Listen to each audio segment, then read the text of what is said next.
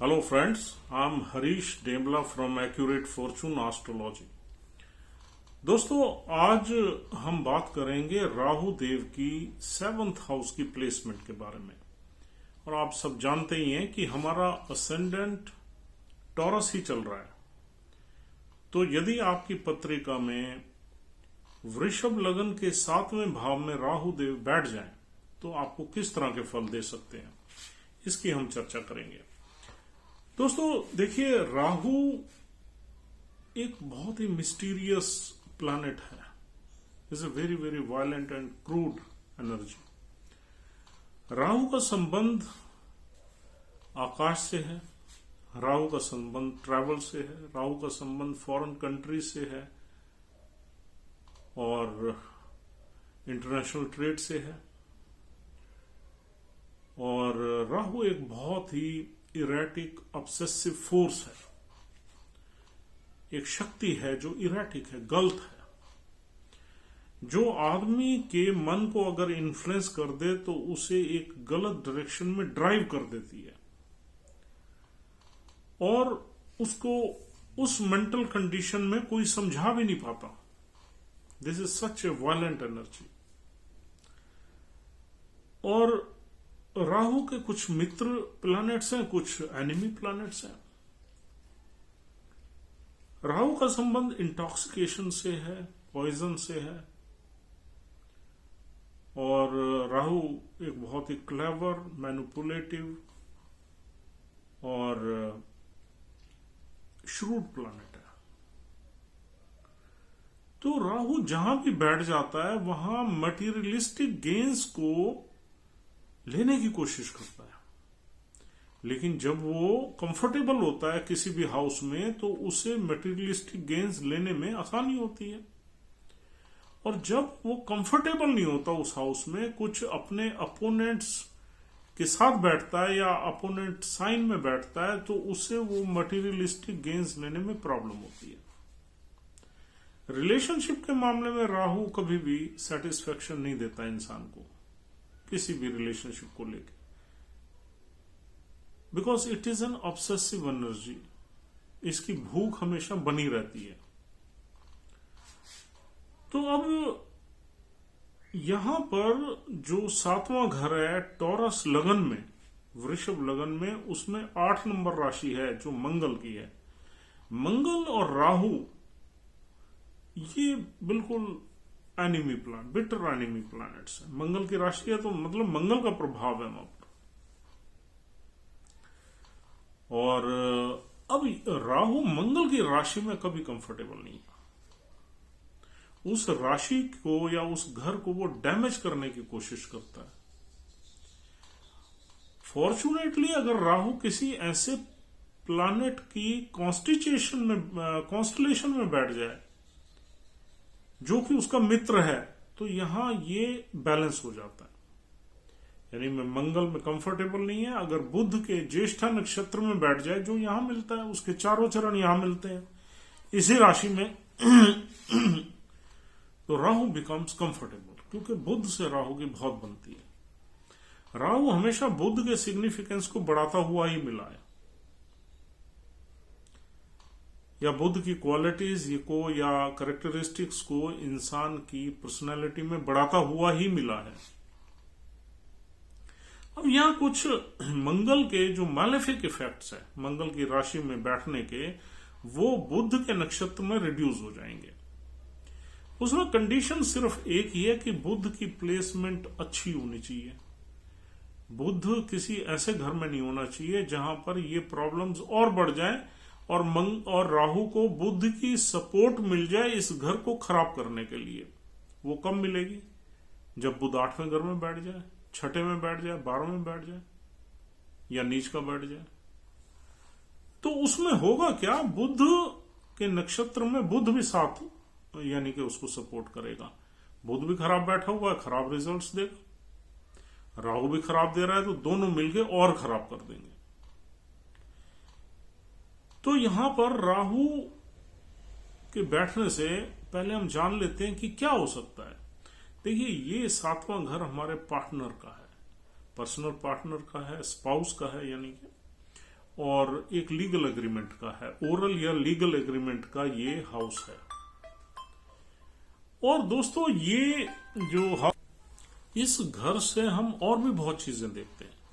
हम अपना बिजनेस देखते हैं, सेल्फ एम्प्लॉयमेंट देखते हैं, पार्टनरशिप देखते हैं, इंटरनेशनल बिजनेस देखते हैं, और फॉरेन ट्रेड देखते हैं, और हम पार्टनरशिप की क्वालिटीज देखते हैं, अपनी फाइनेंशियल कंडीशन देखते हैं, डे टू डे लाइफ देखते हैं, डेली लाइफ देखते हैं, और बिजनेस में हम प्रॉफिटेबल रहेंगे या बिजनेस में कुछ प्रॉब्लम्स हमें फेस करनी पड़ेंगी, ये सारी चीजें भी हम 7th हाउस से देखते हैं। और इन एडिशन टू दैट हम यहां से ट्रेवल्स भी देखते हैं, इंटरनेशनल ट्रेवल्स भी देखते हैं, जो बिजनेस से रिलेटेड ट्रेवल्स होती हैं।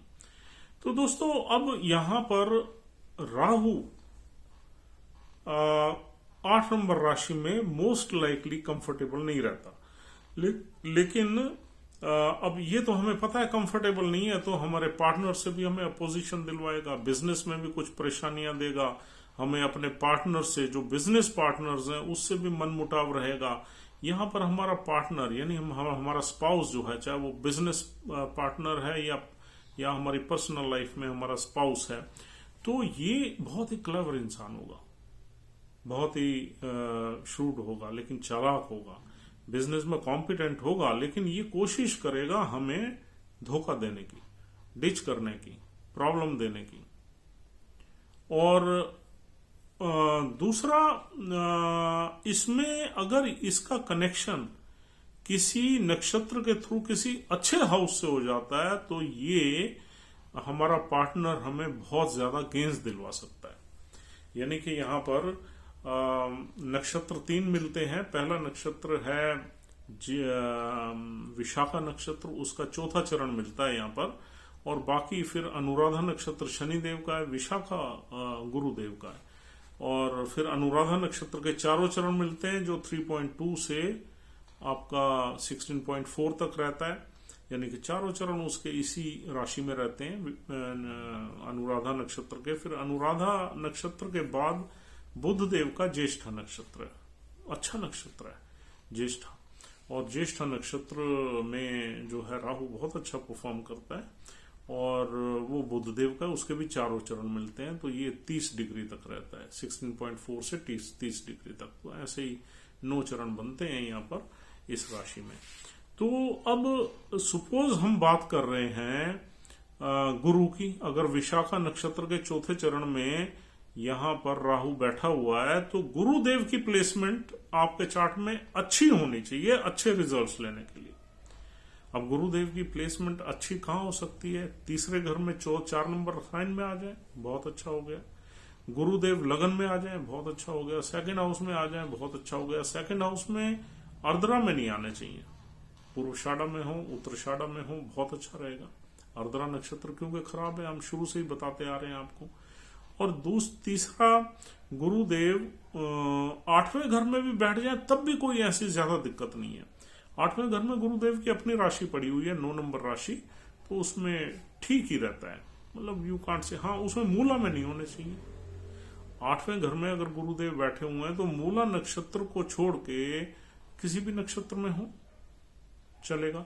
दूसरे घर में मैंने बोला है, दूसरे घर में अर्द्रा में नहीं होने चाहिए, दूसरे में वो पूर्वाषाढ़ा उत्तराषाढ़ा नहीं नक्षत्र मिलते वहां पर दूसरे घर में आपको मृगशिरा नक्षत्र मिलेगा और शायद कृतिका नक्षत्र मिलेगा, तो वो गलती हो गई। यहां 9 नंबर साइन में मिलेंगे पूर्वाषाढ़ा और उत्तराषाढ़ा।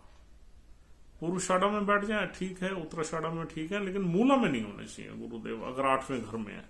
8वें घर ऑब्स्टेकल का घर है, अगर यहाँ ना हो तो ज्यादा अच्छा है। इससे अच्छा वो 11वें घर में अगर बैठ जाते हैं तो बहुत अच्छा है, नीच के नहीं होने चाहिए।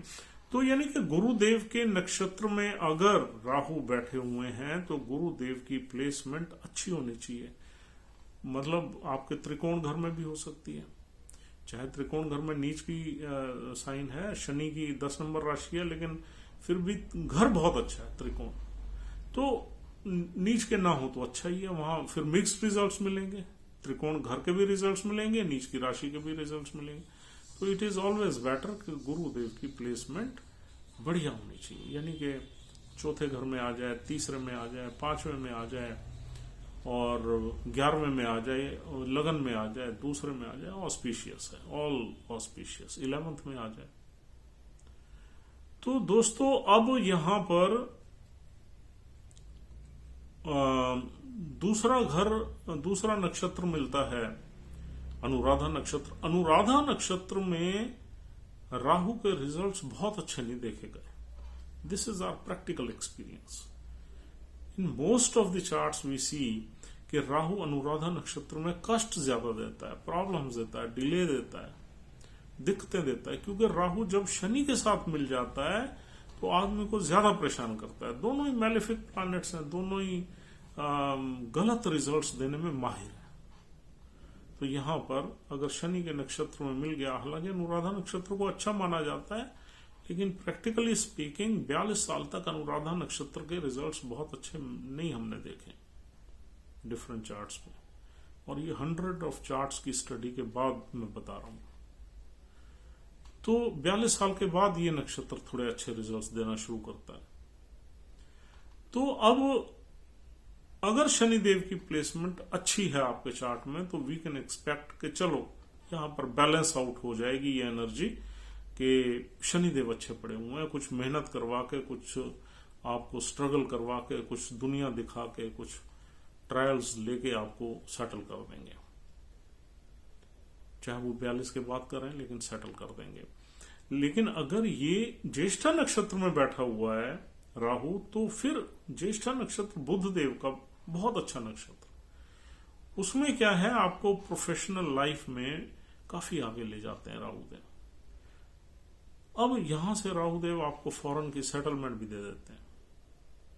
राहुदेव इंटरनेशनल ट्रेवल्स में भी घुसा सकते हैं अगर ज्येष्ठा नक्षत्र में बैठे हुए हैं। अपने बिजनेस में, ट्रेड एंड कॉमर्स में आपको एक्सपोर्ट इंपोर्ट में डाल सकते हैं। फॉरेन सोर्सेज से आपको कनेक्ट करवा के फायदा दिलवा सकते हैं। अब बुध देव की प्लेसमेंट अच्छी होनी चाहिए। बुध देव अगर अपनी ही किसी राशि में बैठे हुए 5वें या दूसरे घर में, बहुत अच्छा है, लेकिन अर्द्रा में नहीं होने चाहिए, सेकंड हाउस में। लगन में बैठ जाए तब भी बहुत अच्छा है। चौथे घर में सूर्य देव की राशि में बुध देव बैठ जाए तब भी बहुत अच्छा है। 10वें में बैठ जाए, 9वें में बैठ जाए, बहुत ही ऑस्पिशियस है। तो बुध देव अगर राहुदेव के साथ भी बैठ जाए तो भी बहुत अच्छा है, अच्छे रिजल्ट्स देंगे। लेकिन राहु कभी भी आपकी मैरिटल रिलेशंस में सेटिस्फेक्शन नहीं देते। ये अब जनरल बातें हम कर रहे हैं, नक्षत्र की तो बात खत्म हो गई। अब जनरल बातें हैं कि राहु पर्सनल रिलेशनशिप में वाइफ के साथ या हस्बैंड के साथ यानी स्पाउस के साथ सेटिस्फेक्शन नहीं देते फिजिकल प्लेजर्स में। और यहां पर अगर कोई और प्लैनेट बैठ गया, यानी शुक्र जैसा प्लैनेट बैठ गया, तो यहां फिर शादी से बाहर भी आदमी निकल जाएगा, क्योंकि ये एनर्जी मैनीफोल्ड एम्पलीफाई हो जाएगी वीनस की। और वीनस और राहु मिलके इंसान को कहीं ना कहीं मैरिज से बाहर भी निकाल देते हैं, यानी कि एक्स्ट्रा मैरिटल में डाल देते हैं। ये फिर जो रिलेशनशिप्स है हमारी, फिजिकल रिलेशनशिप्स, वो बहुत बढ़ जाती है और उसमें आदमी की सेटिस्फेक्शन एक जगह नहीं होती। अब दूसरे प्लैनेट्स अगर यहां पर मंगल ही बैठ जाए तो ये घर खराब हो जाएगा, शादी टूट जाएगी। अगर यहां गुरु बैठ जाए तो भी ऑब्स्टेकल्स क्रिएट कर देगा, क्योंकि 8th हाउस का लॉर्ड है गुरु, क्योंकि टॉरस असेंडेंट में गुरु तो मारक प्लैनेट है।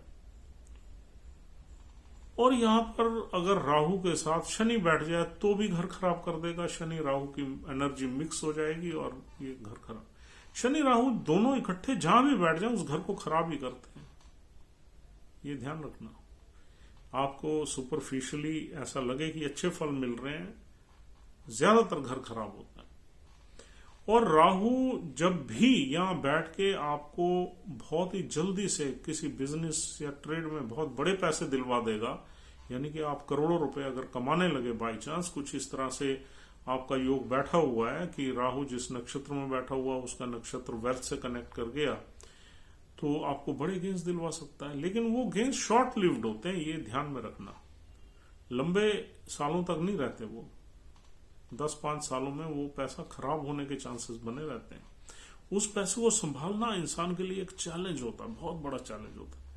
कहते हैं ना, पैसा कमाना आसान है, पैसे को संभालना मुश्किल है। वो ये राहु की वजह से ही है, अदरवाइज पैसे को संभालना कोई इतना मुश्किल थोड़ी है। अगर गुरुदेव की ब्लेसिंग से पैसा है, शुक्रदेव की है, तो पैसा संभल जाता है। और कई आपने देखे ही है, कई रईस जो पीढ़ी दर पीढ़ी ट्रेडिशनली रईस है, वो पैसा संभालते ही है, तभी तुम रईस है। लेकिन राहु का दिया हुआ पैसा शॉर्ट लिव्ड रहता है, वो अपनी ही लाइफ में खराब होने के उसके चांसेस बने रहते हैं, क्योंकि राहु का पैसा हमेशा गलत तरीकों से आता है, अनफेयर मीन से आता है, डिफ्रॉड करके आता है, चालाकी से आता है, प्रॉफिट्स को बहुत एम्पलीफाई करके आता है, अनरीजनेबल एक्टिविटी से आता है। इस वजह से वो चला भी जाता है। और दोस्तों, क्योंकि मंगल से राहु की बनती नहीं, 8 नंबर राशि ऑब्स्टेकल्स भरी हुई राशि है, इसलिए मैरिज में थोड़े बहुत ऑब्स्टेकल्स जरूर रहते हैं। 8 नंबर राशि काल पुरुष कुंडली में 8वें घर की, 8वां घर ससुराल का है, ससुराल से भी नहीं बनती यहां पर। 8 नंबर राशि बीमारी की राशि है, लंबी बीमारी की राशि है। हमारे प्राइवेट पार्ट्स में कोई ना कोई बीमारी भी राहु दे देते हैं, यानी कि पेट से नीचे के ऑर्गन्स में। और 8 नंबर राशि बहुत ही सीक्रेटिव राशि है, तो यहां पर आपका स्पाउस या आपका पार्टनर, बिजनेस पार्टनर बहुत ही चालाक, चतुर और मिस्टीरियस होगा, सीक्रेटिव होगा। उसकी कुछ चीजें ऐसी होंगी जो सीक्रेटली चलेंगी आपके बिजनेस में या पर्सनल लाइफ में, वो सारे पत्ते नहीं खोलेगा आपके सामने। अगर राहु यहां पर कोई बीमारी दे दे तो वो पैथोलॉजिकल टेस्ट्स वगैरह में डिटेक्ट भी नहीं होती आसानी से, डॉक्टरों को अंदाजे से ट्रीटमेंट करना पड़ता है बेस्ड ऑन योर सिम्टम्स।